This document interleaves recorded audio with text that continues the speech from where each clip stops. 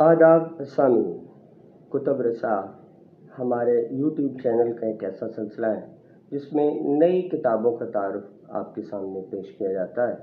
اس سلسلے کا بنیادی مقصد آپ کو نئی کتابوں سے متعارف کرانا ہے جو پچھلے کم عرصے میں چھپ کر سامنے آئی ہوں، اور وہ کتابیں ادبی اور علمی اعتبار سے خاصی اہمیت کی حامل ہوں۔ آج جس کتاب کے ساتھ میں آپ کی خدمت میں حاضر ہوں وہ کتاب ہے فیصل آباد کے معروف شاعر منظور ثاقب کی۔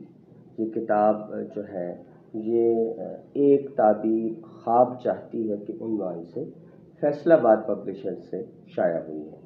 یہ کتاب 2020 میں شائع کی گئی تھی، اور منظور ثاقب کا اگر میں اس کتاب سے پہلے تھوڑا سا تعارف آپ کے سامنے رکھ دوں تو بہت آسان رہے گا۔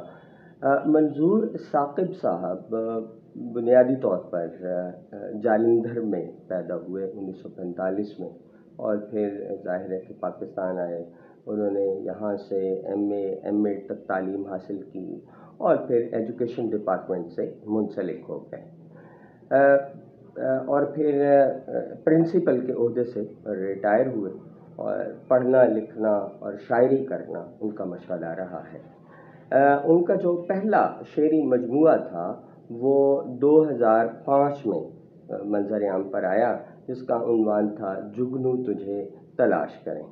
پھر اس کے بعد ان کا دوسرا شعری مجموعہ نیا سورج نکلتا ہے، وہ 2010 میں شائع ہو کر منظر عام پر آیا تھا، اور پھر 2015 میں آوازۂ خوشبو کے عنوان سے ان کا ایک اور شعری مجموعہ شائع ہوا۔ ان شعری مجموعوں میں سے انہوں نے انتخاب کیا جو ان کے نزدیک اچھے اور بڑے جامع اشعار تھے، اور ایک نیا مجموعہ ترتیب دیا جس کا عنوان انہوں نے اپنے ایک شعر سے منتخب کیا ہے۔ ان کا شعر ہے کہ کچھ نہیں مانگتی آنکھوں سے، کچھ نہیں مانگتی آنکھوں سے، ایک تعبیر خواب چاہتی ہے، اور ایک تعبیر خواب چاہتی ہے کا عنوان ظاہر ہے کہ انہوں نے اس شعر سے منتخب کیا ہے۔ اور اس کتاب کی خاص بات یہ بھی ہے کہ یہ ان کی جو کتاب ہے یہ نستعلیق رسم الخط میں بھی موجود ہے، اور رومن رسم الخط کے اندر بھی لکھی گئی ہے، اور پھر اس کے علاوہ اگر آپ دیکھیں تو ان کے جو اشعار ہیں ان کا انگریزی ترجمہ بھی اس کتاب میں موجود ہے۔ یہ انگریزی جو ترجمہ ہے یہ انگریزی ادب سے وابستہ معروف استاد ڈاکٹر غلام مرتضیٰ عاطر نے کیا ہے۔ یہ انگریزی کا جو ترجمہ ہے یہ بہت باکمال ہے، اور اس میں اسی طرح روانی موجود ہے جس طرح منظور ثاقب کے اشعار میں اگر اردو میں پڑھیں تو روانی اور پھر ردھم ان کی شاعری میں موجود تھا، اور وہی چیز ہمیں ان کے انگریزی ترجمہ میں بھی نظر آتی ہے۔ اگر ہم اس مجموعے کا تعارف کراتے ہوئے شاعری پر گفتگو کریں تو جو شاعری ہوتی ہے میں سمجھتا ہوں کہ اس کے لیے جو اس کی خوبصورتی ہے، اس کا جو حسن ہے، وہ دراصل اس کے تخیل اور وزن میں موجود ہوتا ہے، اور تخیل جتنا حقیقت کے قریب تر ہوگا شاعری اتنا ہی زیادہ لطف دے گی۔ دوسرے الفاظ میں ہم یوں کہہ سکتے ہیں کہ جو شاعری ہے وہ حقیقت کو کسی خاص وزن میں پیش کرنے کا دوسرا نام ہے۔ یہی بات اس کے جو محاسن ہیں، بہت سارے جو ہمارے ناقدین ہیں ادب کے، انہوں نے اسے مختلف زاویوں سے بھی دیکھنے کی کوشش کی ہے۔ مثلاً جو انگریزی کے اور انگریزی زبان کے بڑے اہم جو نقاد ہیں گوئٹے، انہوں نے بھی اس پر گفتگو کی اور پھر کہا کہ جو شاعری ہوتی ہے اس میں روانی اور شیرینی بیاں جو ہے وہ بہت ضروری ہوتا ہے۔ پھر اس کے اندر اعلیٰ اور عرفہ خیالات کی بھی ضرورت ہوتی ہے۔ پھر تخیل میں وسعت اور گہرائی کی ضرورت پر بھی انہیں زور دیا ہے، اور جو تازگی ہے وہ بھی ہونا بہت ضروری ہوتا ہے۔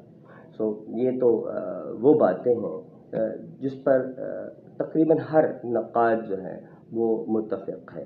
اسی طرح اگر ہم اردو ادب کی جو پہلی باقاعدہ تنقیدی کتاب ہے مقدمہ شعر و شاعری، اس میں بھی مولانا حالی نے شاعری پر اپنے خیالات کا اظہار کیا ہے، اور ان کا یہ خیال ہے کہ اچھی شاعری کے لیے وزن، قافیہ، ردیف، تخیل، کائنات کا مطالعہ اور الفاظ کا چناؤ جو ہے وہ ہونا بہت ضروری ہے۔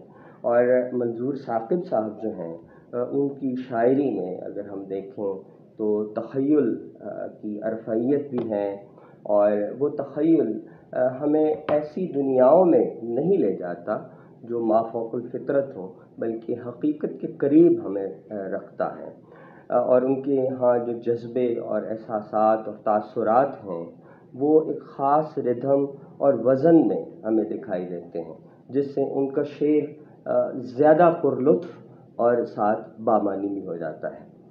جب تک ظاہر ہے کہ اس شاعری کے اندر اعلیٰ اور عرفہ خیال موجود نہیں ہوگا، آپ جتنا مرضی اس شاعری میں لفظوں کی مدد سے غنائیت اور موسیقیت اور ترنم پیدا کر لیں، شعر کا لطف موجود نہیں رہتا۔ تو خیال اور فن دونوں سطح پر یہ اشعار جو ہیں یہ ایک بلندی کو اور رفعت کو چھوتے ہوئے محسوس ہوتے ہیں۔ کچھ اشعار میں آپ کے سامنے اس کتاب سے پڑھتا ہوں، اور پھر جو ڈاکٹر غلام مرتضیٰ عاطر نے ان اشعار کا انگریزی میں ترجمہ کیا ہے وہ بھی میں آپ کے سامنے رکھتا ہوں۔ آپ خود فیصلہ کریں گے کہ یہ اشعار کس سطح پر موجود ہیں۔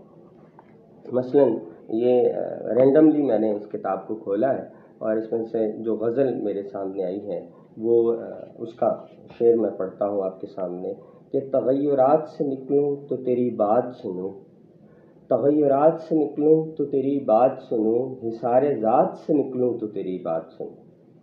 اب اس کو غلام مرتضیٰ عاطر نے کچھ اس انداز سے ترجمہ کیا ہے کہ caught up in the series of changes, how can I listen to you? Entangled in the sphere of myself, how can I listen to you? دوسرا میں شعر ملاحظہ ہو کہ مقابلہ ہے کاسیب سے ابھی میرا، سیاہ رات سے نکلوں تو تیری بات سنوں۔ اور اس کا ترجمہ کچھ اس انداز سے ہے کہ I am still in a duel with a ghost, lost in the dark night, how can I listen to you? ابھی مجھے یہ مداوائے زخم کرنا ہے، میں اپنی بات سے نکلوں تو تیری بات سنوں۔ تو اس کا ترجمہ ملاحظہ ہو کہ let me first treat my wounds, suppressed under defeat, how can I listen to you? اسی طرح ایک اور غزل سے میں چند ایک اقتباسات یا اشعار آپ کے سامنے رکھتا ہوں کہ ابھی میں بول سکتا ہوں، مجھے سچ بات کہنے دو، ابھی آنکھیں سلامت ہیں، گلوں کو مسکرانے دو، ابھی تو سن رہا ہوں میں، پرندے چہچہانے دو۔ انگریزی ترجمہ ملاحظہ ہو کہ still I can speak, let me tell the truth. Still my eyes can see, let the flowers smile. Or still I am all ears, let the birds chirp. اب غلام مرتضیٰ عاطر بھی بذات خود ایک اچھے شاعر ہیں، اور ان کی اپنی بھی جو شعری کاوشیں ہیں وہ گاہ گاہ سامنے آتی رہتی ہیں، اور پھر انگریزی میں بھی وہ طب آزمائی کرتے ہیں، اردو میں بھی کرتے ہیں۔ ان کا جو اپنا تجربہ ہے وہ ٹرانسلیشن میں آپ کو ان اشعار میں دکھائی دے رہا ہے۔ منظور ثاقب کا یہ جو شعری مجموعہ ہے یہ مثال پبلشر سے 2020 میں شائع ہوا ہے۔ اس کو آپ پڑھیں، اس سے لطف لیں اور اس پر اپنے تاثرات رقم کریں، اور منظور ثاقب صاحب کی اس شاعری کو اگر آپ کو پسند آئے تو آپ اپنے دوستوں کو بھی ریکمینڈ کریں، کیونکہ میرا ذاتی خیال یہ ہے کہ ایک جو فنکار ہیں یا شاعر ہیں یا کسی بھی صنف کے اندر لکھنے والا ہے، جب آپ اس کی حوصلہ افزائی کرتے ہیں، اس کو سراہتے ہیں، تو وہ اور جوش اور جذبے کے ساتھ اور نئے ولولے کے ساتھ تخلیق میں جو ہے وہ جت جاتا ہے، اور اسے آپ کا حوصلہ اور آپ کی انکریجمنٹ اسے گرم سفر رکھتی ہے۔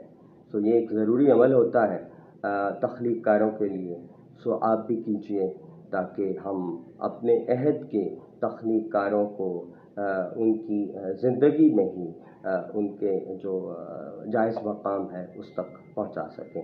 آپ نے اس کتاب کا تعارف سنا، اور امید ہے کہ ہم اگلی ویڈیو میں کسی اور کتاب کے ساتھ آپ کی خدمت میں حاضر ہوں گے۔ بہت شکریہ۔